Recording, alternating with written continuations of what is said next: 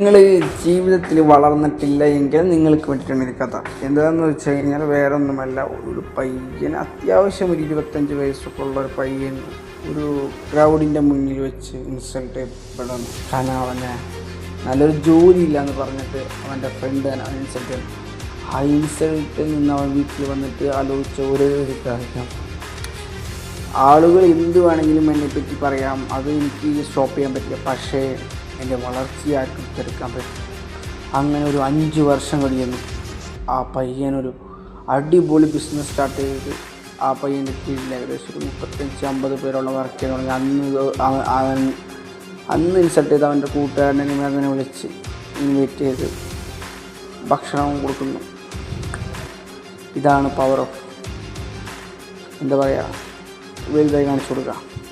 നമ്മൾ ആരാണ് ഇൻസൾട്ട് ചെയ്തിട്ടുള്ളത് അവിടെ വെച്ചാണ് നമ്മളായിട്ട്